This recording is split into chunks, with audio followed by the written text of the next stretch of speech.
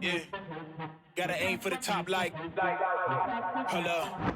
Yeah, I can never doubt myself, I know better. All of you critics be acting like you know better. Blowing the smoke, but I know when the dust settles that I'm in my element. It's evident that there's levels to the game.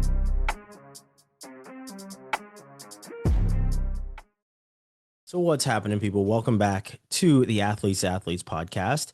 Happy to be back with my man Reid Meyer, CEO and co-founder of A2A. I am Ryan Holmes, and this is another fun episode of the A2A podcast. This time we're going to get back to the sports, the essence of, at least the essence of sports a little bit, which is competition. So we're going to talk about that a little bit, but obviously we do our quick hitters before we jump in to our main topic. And today for my quick hitter, I want to go with a head scratcher, I guess, and that is, why is Phillip Rivers coming back to the NFL?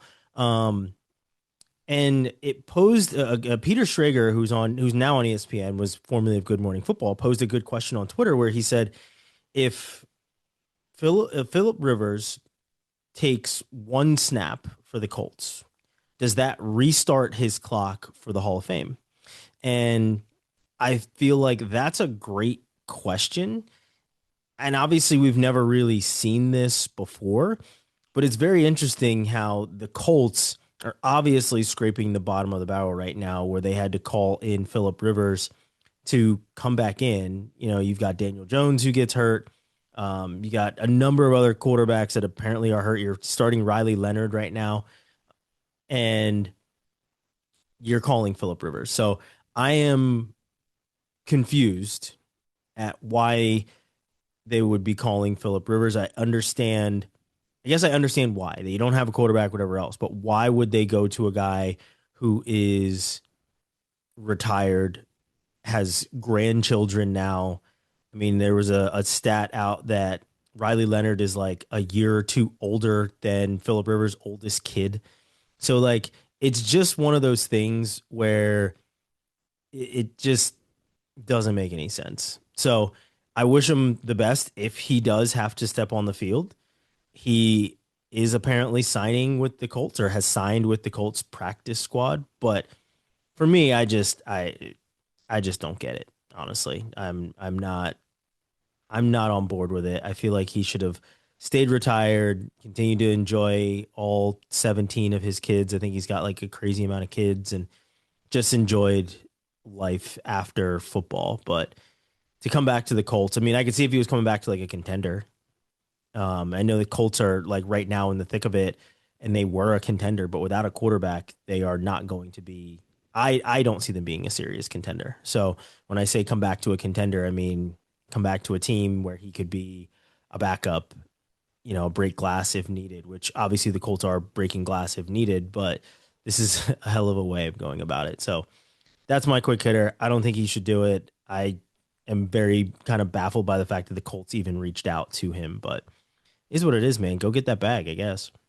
I guess, yeah. I don't know. The football fan in me is incredibly confused, but the like sort of reality TV aspect of sports is so Yeah. intrigued just to see what happens. So you're absolutely right. I want nothing more than for Hard Knocks to come and do a mini series on just this moment in time I for was the gonna Colts say the same season. thing. I wish that Hard Knocks was with the Colts. I can't remember who they're with in season. It might be the Bucks.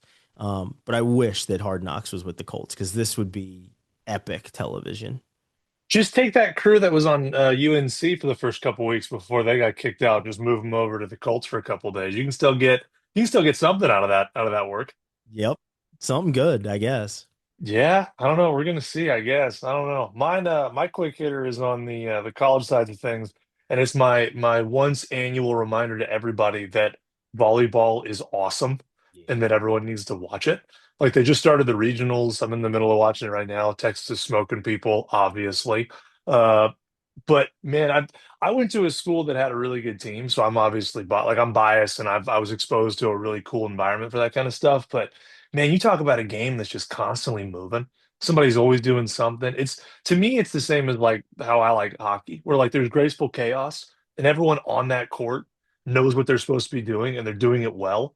And then there's a giant explosion at the end of the play, but like I don't know what's happening. So it's just a lot of movement that is entertaining, and then somebody hits something really hard. And I feel Mhm. like it continues to be a highly underrated sport in my opinion. And if the professional leagues could figure out a way to not have like four different leagues and just put all the talent in one place, I just feel like it would blow up. But there's my annual, should be watching this. And when it's on ESPN, turn on fifth set and just like watch a lot of people hit a ball really hard into the ground because it's super fun to watch. But that's all I got for that. What we're going to talk about now is people hitting people very hard or choosing not to hit people very hard, I guess is a better way to put it in Yeah, the opt-out conversation. I'll let you kind of set the stage for us here, but we're starting to get our slew of full opt-out teams now instead of just opt-out players, which is a new thing we're doing. completely new. And the college football playoff continues to be the best and worst anomaly I think that we have in sports. Because for so long, everybody wanted to get rid of the BCS, saying we got to take it out of the hands of computers and we got to do this and we got to do that.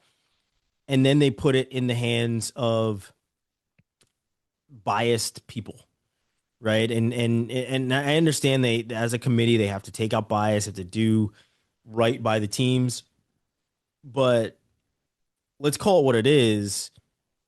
They are fallible people, and instead of a machine that normally is kind of infallible and does the thing without feeling, without bias. And I think that's the thing that I'm complaining about the most right now is the committee, but that's the feature, not the bug, where they wanted to have say in a lot of these things. They wanted to kind of politicize it, honestly.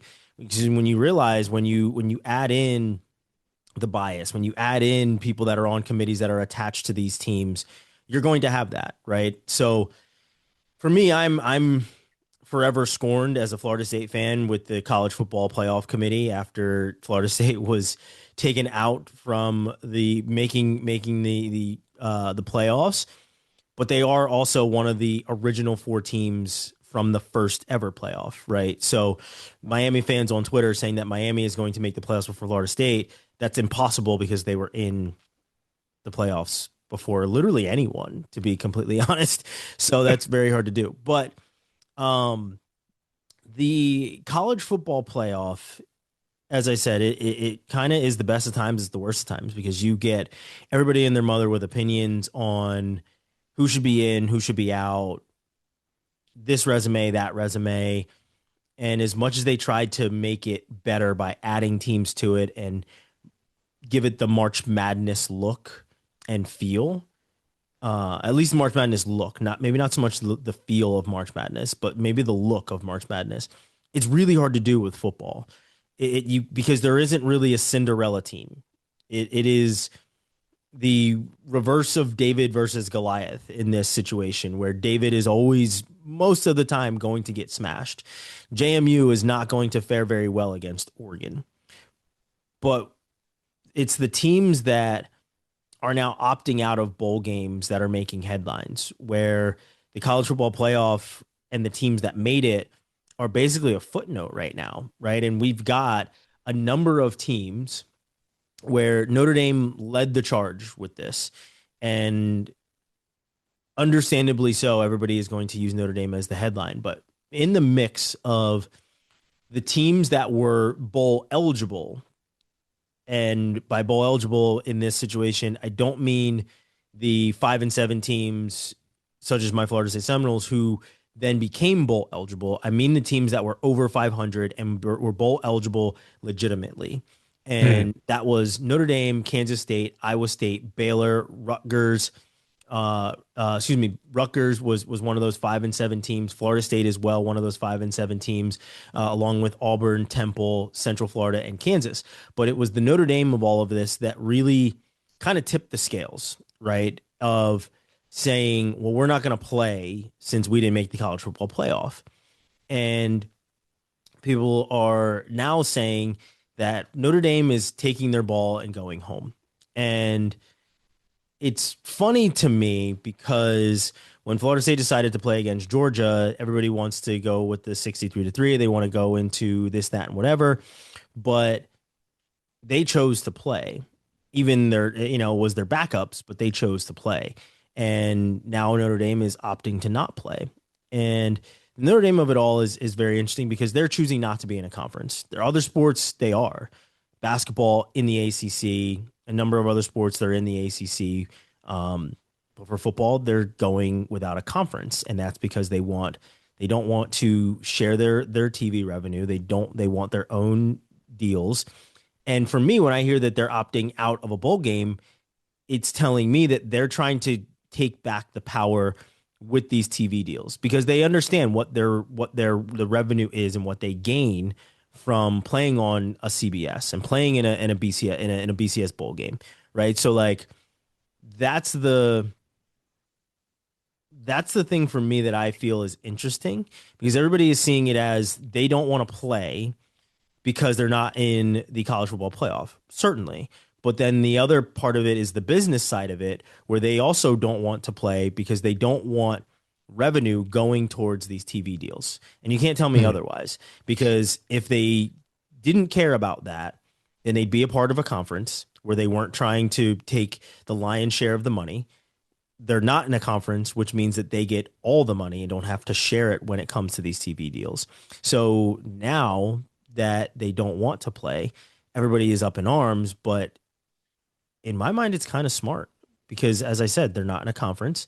They would have had to go into some sort of deal, rev share wise, for a TV deal, or one that already exists with these bowl games. And they were like, no, we're not going to help out the NCAA. One, we're not going to help out the TV stations that are tied to these deals with the ESPNs and everybody else. We're just going to go at it on our own, which they've been doing without a conference. Now, I will say this, and this is the last thing I'll say about Notre Dame before I hand it off to you. You can't complain that, and I will preface this by saying I am friends with the head coach of the team's brother, first name basis, know him very well. He used to hang out when he lived here. So I am not far removed from Notre Dame in and of itself. But I will say this, you can't cry foul about the ACC lobbying for Miami to get in because you're part of the ACC in other sports, but you're not part of the ACC in football, right? So you can't cry foul about that when you don't want to be a part of that conference. It's like saying we don't want to be a part of the conversation, but we still want to know everything that's going on. It's like, no, if you don't want to be a part of the conversation, then you don't get the benefit of the doubt. You don't get to know about all these things. We're not going to lobby for you. We're not going to fight for you.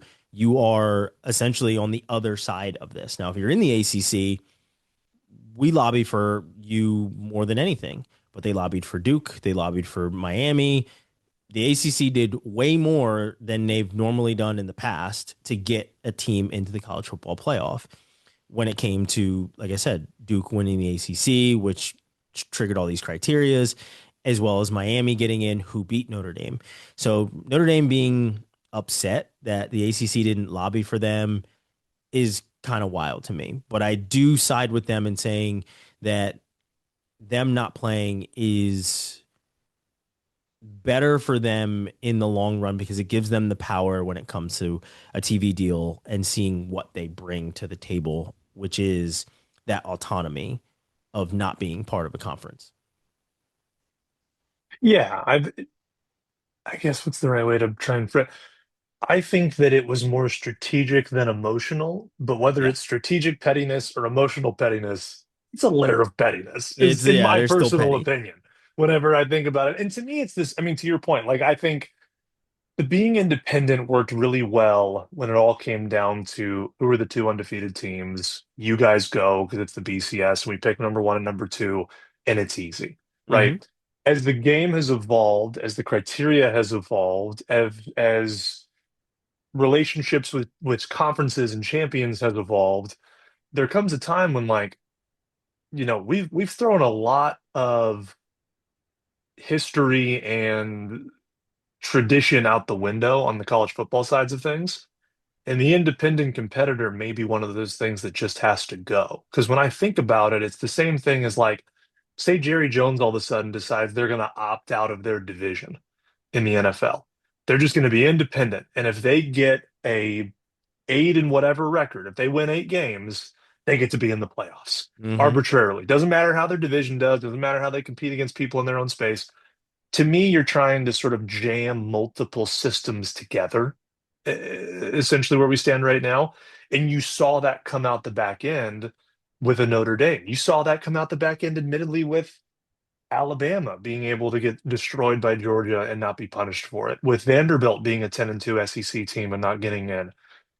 I'm not even going to bring up Texas because we lost to Florida. So, like, it is what it is. Yeah, we beat 2 teams that are in the playoffs, lost to 2 teams in the playoffs, sure, but you're a 9-3 team. So, like, you've created a scenario now where multiple teams can sit on the outside looking in and say, well, I have a reason to be here, but we don't have any sort of, to your point, the criteria is multiple people that are involved in these schools sitting in a room and making decisions arbitrarily is really what it Hmm. comes down to. And so if you're going to have this much money tied up in something like this, you owe it to yourselves and you owe it to the teams that are competing to say, here are the parameters. Here's how we're going to do this. It's going to be a 16 team playoff. The 2 conference championship contenders are going to be in for all the Power Four. The top, you know, the G5 winners are going to be in, and then we're going to have an at-large, pool of the top ranked teams by the end of the year that go in as well. Whatever you want it to be, list out what that criteria is going to be, and then let everybody play by those rules. It's never going to be perfect because you're trying to jam, again, together multiple systems, multiple conferences to make this thing work. But you look at the professional leagues, which is what this is becoming now, especially from a money invested standpoint, and it's easy. You can be mad that your team didn't make it, but you can't be mad at how they didn't make it because you can see the numbers, you can see the tiebreakers, you can see the way this breaks down. And we're now realizing very openly why that exists and sort of why that system works in these spaces. And so, yeah, does it suck for Notre Dame? For sure. And do I have empathy for them in the sense of exactly the point you made? ESPN, they bought the rights to this college football playoff announcement and these rankings and whatever else. It should be one thing at the end of the year. They should watch the Yeah. totality of these seasons and make decisions one time at the end of the year. And what they did was they told Notre Dame they were in all the way until it was time to pick your date for homecoming.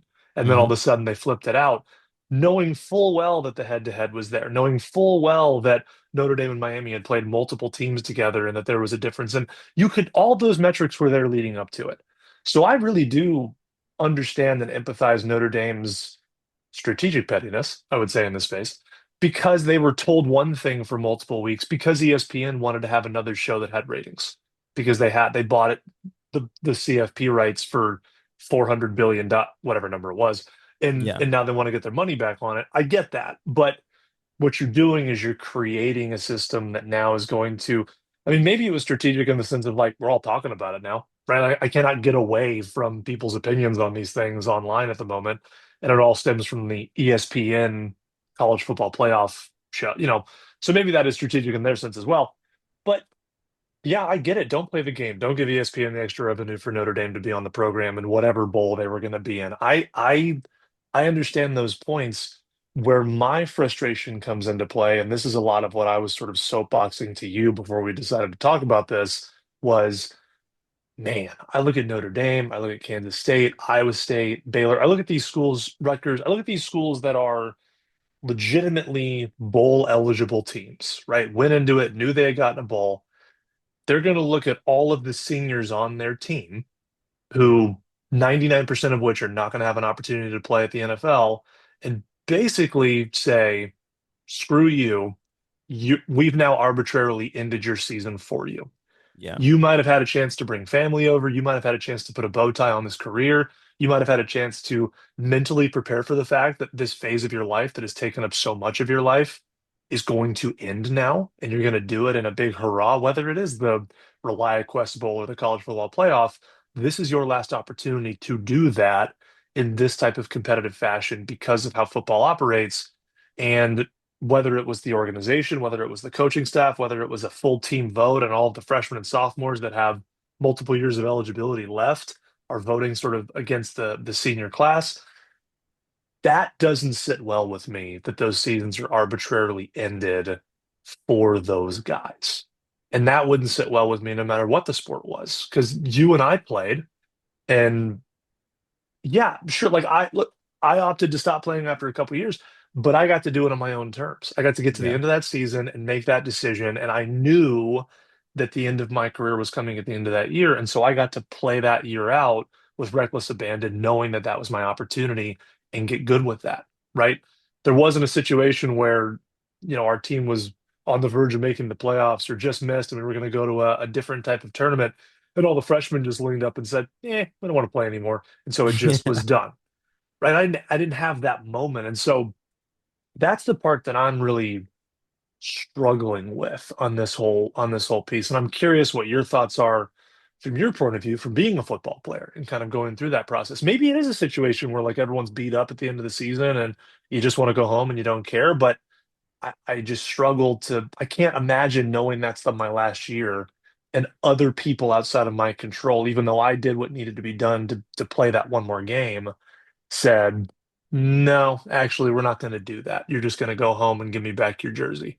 I don't know. What do you Yeah. think about that? So as a Division III football player, we have had a college football championship for a very long time, and a playoff, I should say, for a very long time. We didn't have bowl games. They do now at the Division III level. We didn't have bowl games. We had being drawn into a bracket. So what I see now at the Division I level is everything that I went through as a Division III player. Hmm. And I always thought that it was the right way to go. Um, my freshman year, I will never forget, we were second in our conference. We lost one game that year to the champion, and we were given essentially there was a bowl game, but it was called the ECAC, and it was a you know consolation game for us is what we felt. We felt we were good enough to go into the playoffs, and we were given that bid, and our coach stood in front of us and said, "Who wants to play in this game, and who wants to wait and see if we made the playoff?"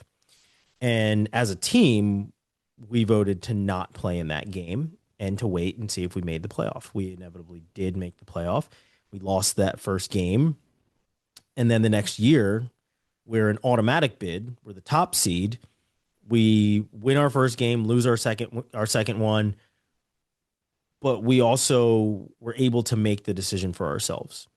And that is what, as you were talking, what made me think of that's what made me think of it, right? Is that situation was a situation I was certainly in, where we as a team decided we weren't going to play in a game. We ripped up the application and everything else that went with it, and we waited to see what was going to happen, and inevitably we made the playoff. But if we didn't, our season would have been over. We wouldn't have had any extra games. We wouldn't have had anything. But we made that decision together as a team. So I can I can sympathize and empathize with the team of like we want to go out and we feel we put in the time to go out and earn something bigger. So I can see, as I said, I can understand not wanting a consolation prize, to be completely honest. And that for me was big because when I was in college, it was a total team vote where not one of us was like, yeah, let's play in the ECAC. It was no, like we're gonna wait for the playoff. We drew into a very tough part of the bracket. We ended up, we lost to the same team my freshman and sophomore year in the playoffs, so just one game apart, as well as I think like three points each time. I think it was 3 points the first time, Mm. two points the second time, and we were winning the second time. So like those things just stick with you, but yeah, I mean, we made that decision to not play and we made it together. The coach didn't make that decision. They asked us. So I can understand if the players made that decision. But as you said, there was, regardless whether it was emotional or strategic pettiness, there was still pettiness that was involved. And based on Notre Dame's athletic director being on camera as much as he has been in the last couple of days, I'm going to say that this decision didn't come from the people putting on the helmets. right? It came from the people that signed the checks and sit in the cushy offices. So that in and of itself for me is not right in that regard. Now, if the players did make that decision, great, right? That is, I feel like that is their right to do it. The other part that came to mind as you were talking when you talked about the revenue and the money factor of it is that a lot of people didn't realize that when you opt out of a bowl game, you get fined. And the first team, I think the first team to opt out was Iowa State, to be honest. I know I think I may have misspoke before and said it was Notre Dame, but I think, and maybe Iowa State was just the first team that I had seen that had opted out of a bowl game. But when I saw the headline for Iowa State opting out, it said that it was going to come with, maybe $50,000 in fines and had 500,000 it was a 500,000. is half a mil. Yeah. Oh, yeah, I missed a zero on that. But in one of my group texts, a friend of mine was like, "Who gets that money?" So, he's a college coach, and he asked administration, and they were like, "The other school." So Iowa State now has to pay their whatever bowl opponent, whatever it would have been in whatever bowl game they were selected to play in, a fine of, I guess, $500,000, which is interesting to me. It's not something I ever knew about. I mean, I hope that's correct. So, this is secondhand that I'm getting this from, but apparently they have to now pay the other school that they would have played in this bowl game that fine. It doesn't go to the NCAA. It doesn't go to the TV revenue that ABC or ESPN is missing out on. It goes to the other school. What do you make of that? I mean, obviously, it's we didn't discuss that portion of it before we came on, but like, what do you make of a school getting fined and needing to pay their potential opponent for not showing up? Yeah. I mean, first off, I wonder what the policy is during the season. That obviously has way larger implications. And now I'm just thinking about it. I don't know anything to do with what we're talking about today. Yeah. But I mean, I do kind of understand the standpoint of like, if they can't find anybody to replace that opponent in a bowl setting, like that's lost potential revenue for that school, right? That's not as much Mhm. notoriety. That's not a nationally televised game. You're taking away a lot of what that other school has an opportunity to do and what they earned to do based on their record. And so I appreciate that if you're going to do the fine, I think, barring the bowl getting canceled, if the bowl gets canceled, I wouldn't be surprised if there was more people coming with their Oliver Twist bowl and going, "Hey, where's my money? Because Yeah. we paid for this sponsorship, we paid for this whatever." And maybe that's between the TV rights holder and the bowl administrator and whoever. I'm sure there's a lot of cooks in the kitchen in that whole scenario. But if you're the one that looks at another opponent and says, "Look, we have a game signed up, but I'm not going to do it," I kind of enjoy that the fine goes to that school like that. I mean, you're eliminating that school's opportunity for a more competitive game, for more notoriety, for more everything. Because whoever they're going to find to replace that team is just statistically by nature not as strong of a team, not as strong of a program, and probably isn't going to draw the same attention as that original matchup would have done. So I kind of dig it. In all honesty, I think there should be a some sort of consequence for just you know, looking at this thing that you've sort of opted in to do and go, I don't actually want to do that. Yeah. I will do I have done some real time fact checking as we're talking about this. And it looks like most of it goes to the conference. So maybe not the school that they were going to play, but it goes to their own conference because of says the Big 12's reasoning is the conference must honor contracts with its affiliated bowl games. So skipping creates a breach of obligation. So the institutional fine. So Hmm. each school was fined 500,000, labeled as an institutional fine rather than a payment to a specific bowl game. So it does go to the conference that they play in, and I'm sure that there's something that these other schools are compensated with. So the fine doesn't go from, So Iowa Iowa State's State. playing the Big 12 $500,000 because they didn't Yes, do their part of the deal, basically. exactly. Okay. So it's a breach of contract is essentially what this is. So real time fact checking, like I said, I'd gotten it secondhand of like, who does this money go to?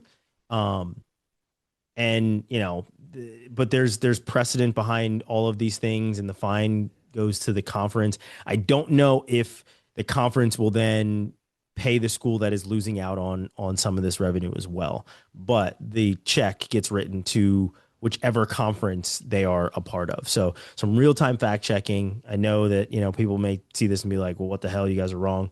So never feel bad about being wrong about something, or speaking on something and not having the correct thing, if as long as you do correct yourself. We were only wrong for a few minutes. For a few minutes, for just a little bit. So real-time fact checking, it does go to the conference, not the school that they were going to play. However, I wouldn't be against it going to the school that they were going to play, I was right? about to say, my I wouldn't amended be against statement is that. I've changed my mind. I want it to go to the school they're playing. That's Yeah. my new proposal. Is I think that's you should have to shame pay whoever you refuse to compete against in a bowl. Yeah. Yeah, that's what I think, is that if you opt out of a bowl game, somebody else should be compensated. Because let's face it, the Big 12 conference doesn't need to be compensated for that. The conferences don't need to be compensated for that. They're the ones doing all the Yeah. deals and all these other things. Like the schools, if anything, need to be compensated for these things. So Yeah. even though I have fact checked myself in real time, I do believe that it should be the first way, and that the school that you were supposed to play in the bowl game should get the bowl money that they would normally get to play in that bowl. Yeah, I agree. I just think that would, I don't know, feels like a good motivator for a lot of different schools in that situation, which actually I think segues pretty well to what I believe is probably our ultimate or final kind of question of the day, and I'll pose it to you first, which is like there's been all, we've seen full teams opt out now. There's all of this stuff going on around sort of bowl season and playoffs and what's the point and da da da da. So then, of course, the next kind of natural line of thinking for everybody is, well, bowl games are just going to go by way of the dinosaur now. They're going to disappear entirely. No one's going to play in them. They're useless. No one, whatever. What is your opinion on? Because I've pontificated on this enough now that I feel like I do have an opinion on this. But what is your Yeah. feeling on this sort of like broad-based assumption that like, well, Notre Dame isn't going, and these four other schools said no, therefore bowl season is dead as we know, is dead as we know it.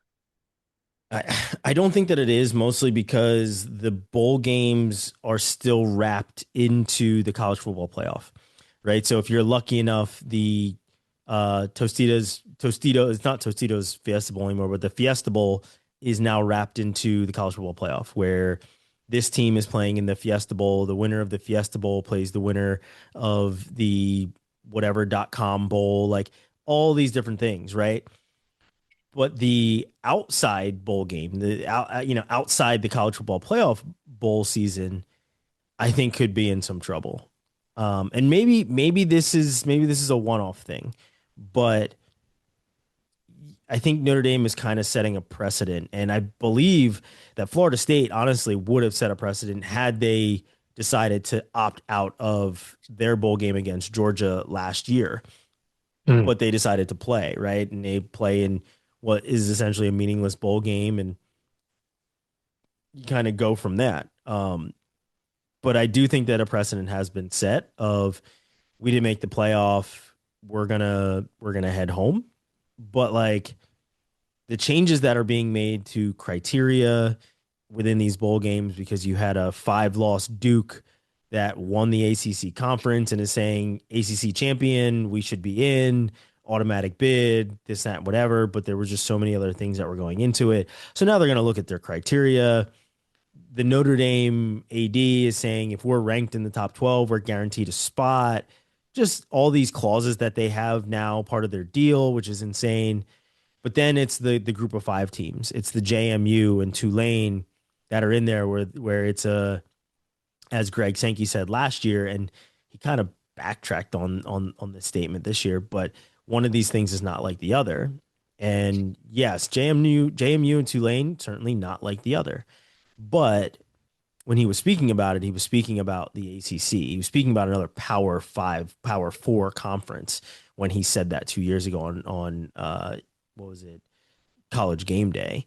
So this year he kind of backtracks and everything else, but I think that in the long run, I think bowl games will be okay. I feel like they will expand to 16 teams, and the Rose Bowl will still be the semifinal to get into the college football national championship.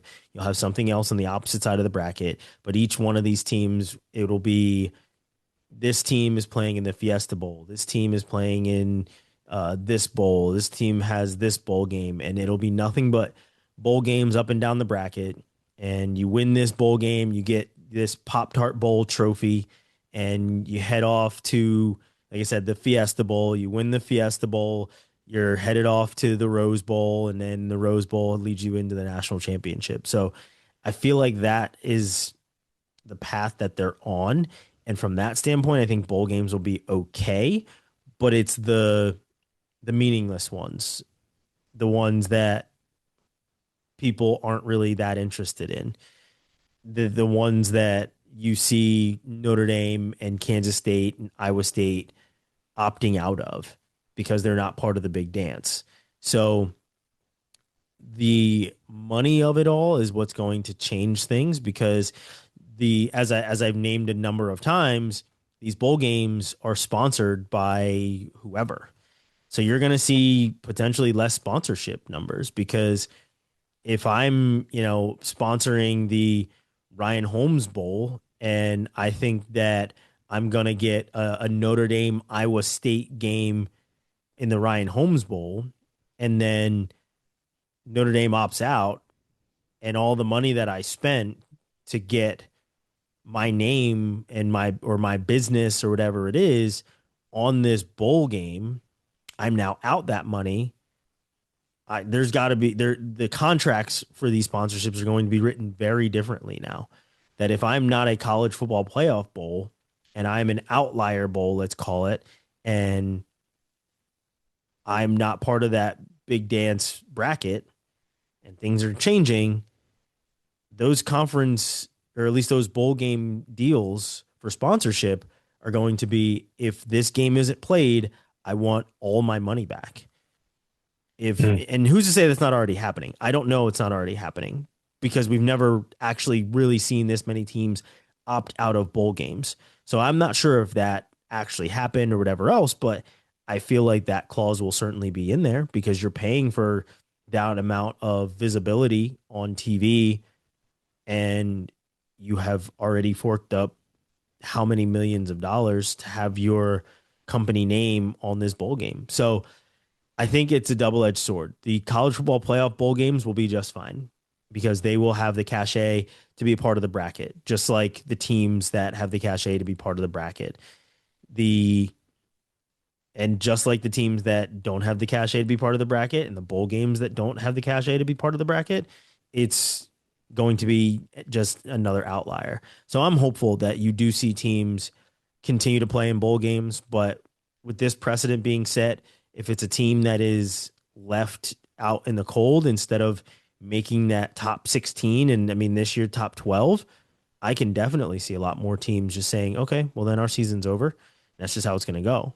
But no, I think I think the bowl season is safe for now, at least until, and at least because the college football playoff is expanding. So more of them will be included in the bracket. But those outliers, it's going to be real tough to have, the Outback Bowl or whatever else. It's going to be very tough to have those types of bowl games because the revenue isn't going to be coming in for one of these companies with a couple mil to put their name on it.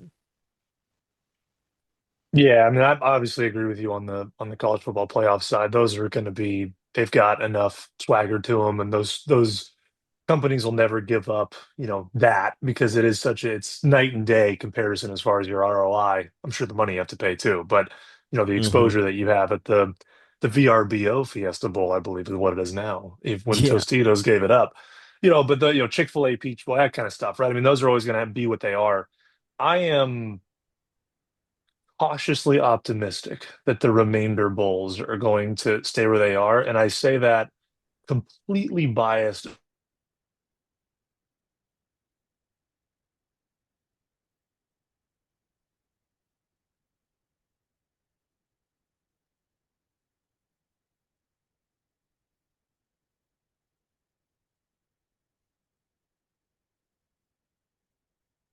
Fallout.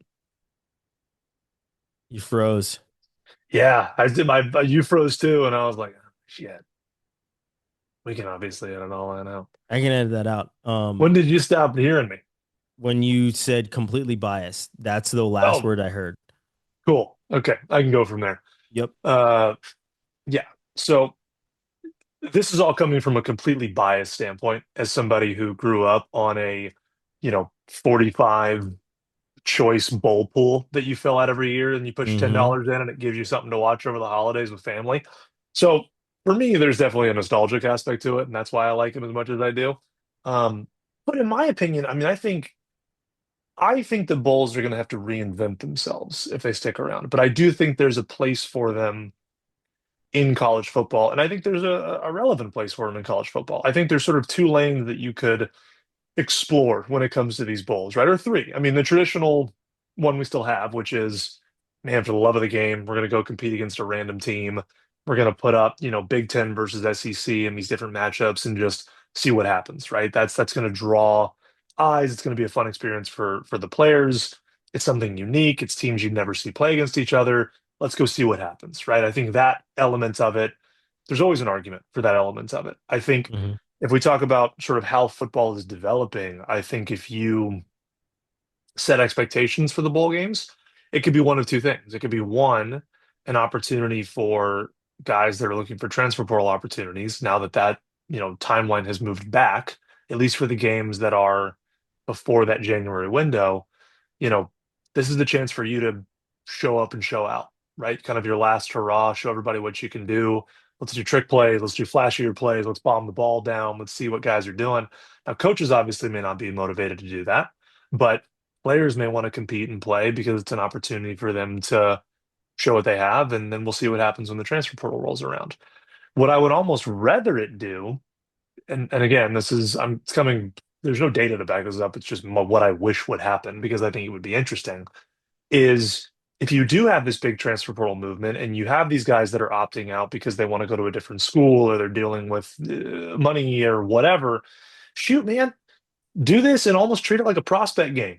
Like see what freshmen and sophomores are kicking around at Florida State and let's see what they can do, man. Throw out all those guys. So instead of having Florida State's backups and Georgia's full fledged, like throw both the backups out there and Yeah. let's see what goes on, right? Put in that red shirt freshman or that true freshman that we want to see what he's all about. We've heard about him, he signed, whatever else, and let the coaches see what that looks like in a game setting. Put it up against somebody else's team. Now, are you going to run into the same, well, they could go out and show up and go on the transfer portal issues?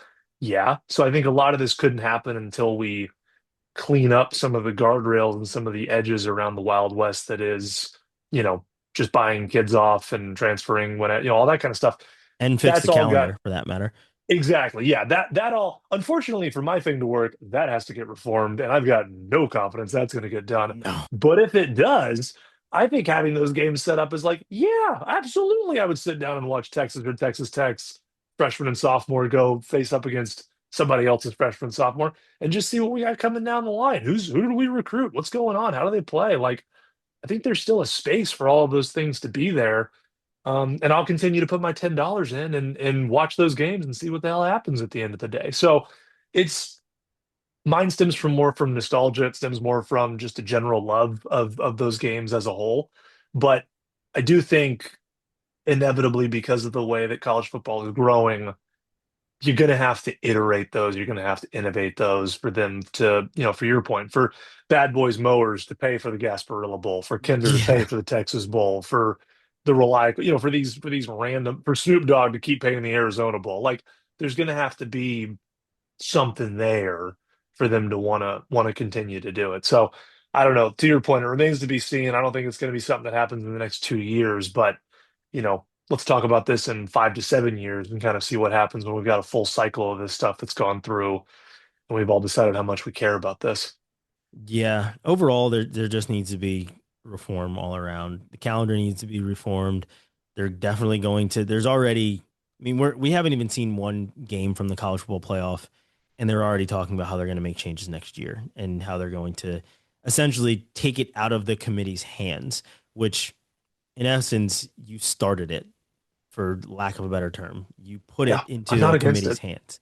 So, and not for nothing, there was always a BCS committee, but they had more of this team should move here, this team should move here when the computer spit out the rankings. It wasn't very arbitrary. It wasn't a subjective kind of, I think this team is better than this team. We're not going to penalize Bama because you're injecting the politics of all of it. But Yeah.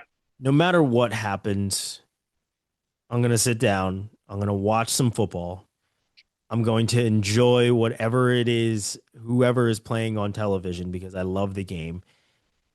And we'll get back to what happens in the dark rooms of the college football playoff committee and how they make their decisions another time, because there's football to watch. And that's what I'm going to watch. And I can't wait to see who wins this year's national championship. I honestly can't believe that we're already there and that we're already watching the college football playoff. So no matter what, there are changes that need to be made. There's reforms that need to be made, whether you're selecting a team or excuse me, selecting a team to head off to the next stage of the college football playoff, or you're pushing a team into such and such bowl game. So it remains to be seen. We will certainly sit back and watch in amazement or entertainment or in complete cringe with whatever happens. But that is our takes on these opt-outs, how the money is going to change things, whether it's petty on one end or petty on another with emotion or strategic pettiness. You be the judge of that. I'm somewhere in the middle of, there was probably a little bit of both, and I'm happy with all of it. But we appreciate you listening and watching the Athletes to Athletes podcast. I'm Ryan Holmes for Reed Meyer. We will see you guys next time.